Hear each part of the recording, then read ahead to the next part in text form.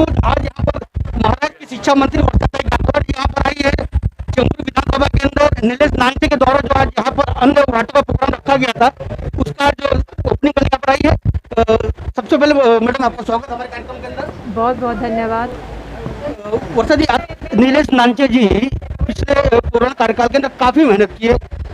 हर कार्यक्रम के अंदर कहीं ना कहीं स्वर्गीय एकनाथ गायकवाड़ जी उपस्थित रहे हैं। आपको भी निमंत्रण था, आप नहीं आ पाते थे, क्या कहेंगी?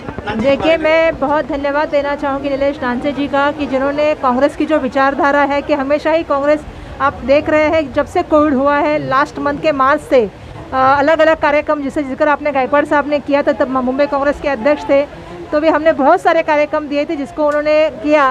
और आज भी हम लोग जानते हैं कि दूसरी लहर की बात हम कर रहे हैं, अभी तीसरे आने वाले लहर की हम बात कर रहे हैं।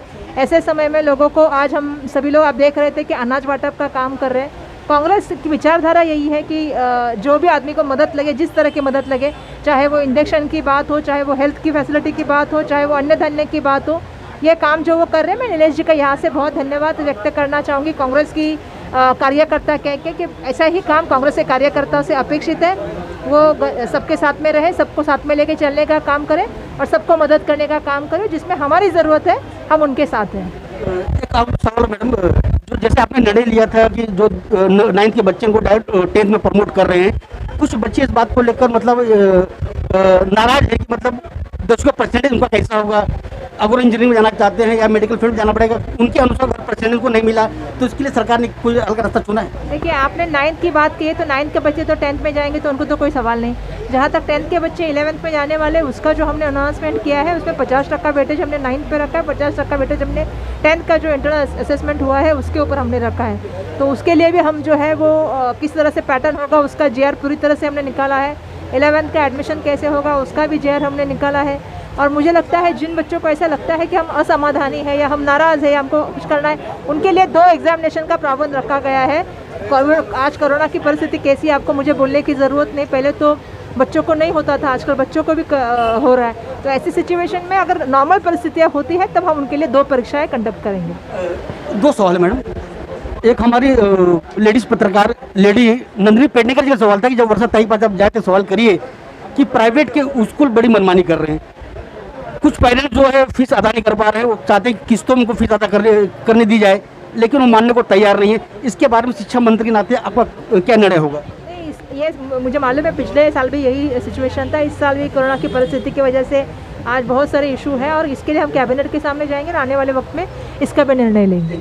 मैडम, जाते एक आखिरी सवाल, महानगर पालिका चुनाव को लेकर जैसे कोरोना कार्यकाल के अंदर हम देख रहे हैं काफ़ी निर्णय आपको भी लेने पड़े हैं शिक्षा विभाग के अंदर, तो आने जो महानगर पालिका चुनाव है तय समय पे होंगे या उसको भी आगे ढकेलने की सरकार सोच रही है? नहीं, देखिए, अभी सिचुएशन हम सभी चीज़ों के लिए मॉनिटरिंग कर रहे हैं, हम एग्ज़ाम के लिए कर रहे हैं, बाकी निर्णय के लिए कर रहे हैं। आने वाले वक्त में देखेंगे किस तरह से नंबर्स आते हैं, उस हिसाब से मुंबई महानगर पालिका का इलेक्शन भी होगा। तो मुझे लगता है वेट एंड मॉनिटरिंग करना यही आज की पॉलिसी हमने तय की है।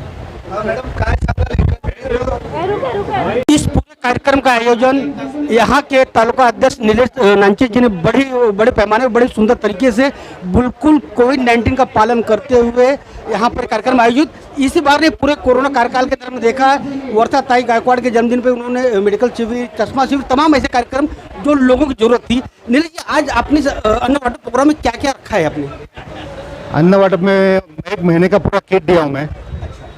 उसमें दाल, चावल, आटा, उसमें कांदा, बटाटा, ऑयल और चना दाल बिल सब कुछ दिया है। उसमें क्या होगा कि आदमी मैंने एक पूरी थाली सजाने की कोशिश की है, जितना मेरे से होता है उतना मैंने किया। एक 500 लोग का मैं टारगेट किया हूँ, जो अति गरीब, जो विडोज फैमिलीज है, जो बहुत अपंग है, उनको मैं ज़्यादा से ज़्यादा उनके तक पहुँचने का कोशिश किया हूँ।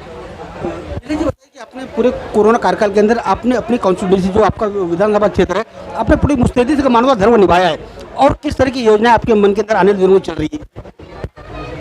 देखो, कोरोना काल में लोगों को नेताओं की, कार्यकर्ताओं की बहुत ज़रूरत थी।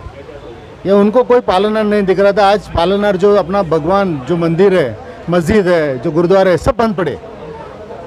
ये राजनीति ने क्यों किया मालूम नहीं उनको, लेकिन सबको एक उम्मीद रहती है एक भगवान की तरफ। आज जो भगवान का दरवाजा बंद है, तो हम लोग उनके लिए कुछ करना है। अभी उनको सबके लोगों के लिए कुछ करना है। लोगों के लिए करने के लिए मैंने सैनिटाइजर काम चालू किया, तो वो टाइम पे मैंने देखा कि ये बहुत गरीबी है।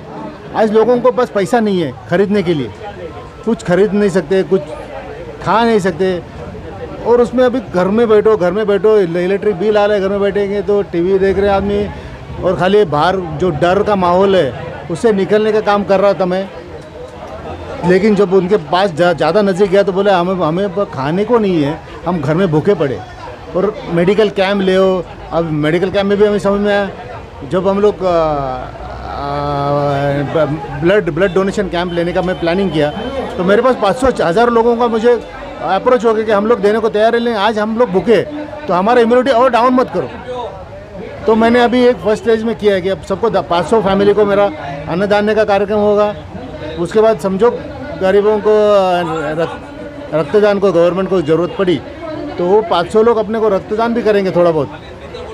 तो बहुत सारा मेरा प्लानिंग ऐसा बहुत सारा चल रहा है। अभी बहुत लोगों को मैं इलेक्शन अपना स्कूल के लिए फ़ीस के लिए भी हेल्प कर रहा हूँ, और सैनिटाइज तो चालू है, मेरा धान्य चालू है, आरोग्य शिविर चालू है।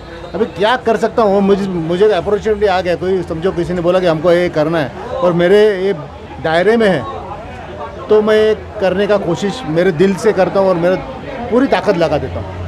एक आखिरी सवाल नीलेश जी, गायकवाड़ परिवार का आशीर्वाद साफ तौर पर आपको देखा जा रहा है। यही सवाल आपके मैंने चश्मा शिविर में मैंने स्वर्गीय एकनाथ गायकवाड़ जी से किया था, आज वो नहीं रहे। आज वर्षाताई गायकवाड़ आप किस कार्यक्रम में चीफ गेस्ट बनकर आई है, ये मैं मान लूँ पूरी तरह से कहीं ना कहीं पार्टी ने आपको इस तरह का इंडिकेशन दिया है कि आप तैयारी करें आने वाले महानगर पालिका चुनाव को लेकर? मैं कोई चुनाव देख के ये कार्य नहीं कर रहा हूँ, पहली बात। कार्य को देखते हो कहीं ना कहीं पार्टी उन्हीं लोगों को टिकट देती है जो समय समय पे अपने कार्य को सिद्ध करते हैं, उसमें आप कहीं ना कहीं पीछे हो नहीं, आप एक कदम आगे हैं। मैं कार्य करता हूँ और मैं कार्य करता रहूँगा और करता रहूँगा। मैं टिकट वो लोग ने दिया तो बहुत बड़ी काम हो जाएगा। टिकट उन्होंने दिया तो मैं चुन के आऊँगा नहीं आऊँगा, मैं मेरे पब्लिक वोटिंग के ऊपर मुझे मेरा काम है, लेकिन मैं सच्चे दिल से कार्य कर रहा हूँ, काम कर रहा हूँ। मन में इच्छा नहीं चुनाव लड़ने की? मन में इच्छा नहीं है चुनाव लड़ने की महानगर पालिका कॉर्पोरेशन का? मेरे पिताजी स्वर्गीय से श्याम नानचे, उन्होंने भी कांग्रेस से कार्य करते थे, उन्होंने काम किया था कांग्रेस के लिए। एमएलए का टिकट लेके हमारा डैडी का टिकट मेरा कट हो गया था, तो मेरा इच्छा तो बहुत है, मेरी इच्छा बहुत है, लेकिन मैं कार्य करने में बहुत ये रहता हूँ। टिकट पार्टी ने दिया तो मैं पार्टी के लिए काम करूँ, पार्टी के लिए चुनाव लड़ूंगा पार्टी की तरफ से। अदरवाइज पार्टी ने बोला कि इनको चुन के लाना है तो मैं मेरी ताकत लगा दूंगा। जी जो साफ तौर बता दिया, इनके अंदर कहीं ऐसी मंशा नहीं है, सिर्फ कांग्रेस पार्टी के कार्यकर्ता के रूप में कार्य करते रहेंगे। और जो इस समय कोरोना संकट का जो काल है, कहीं ना कहीं उसके अंदर पूरी मुस्तैदी के साथ यहाँ की जनता के साथ में कंधे कंधा मिलाकर लोगों के लिए मदद करते चले जा रहे हैं। कैमरामैन प्रज्ञा सिंह के साथ मैं राजकुमार विश्वकर्मा, फ्लैश न्यूज़, चेंबूर विधानसभा से।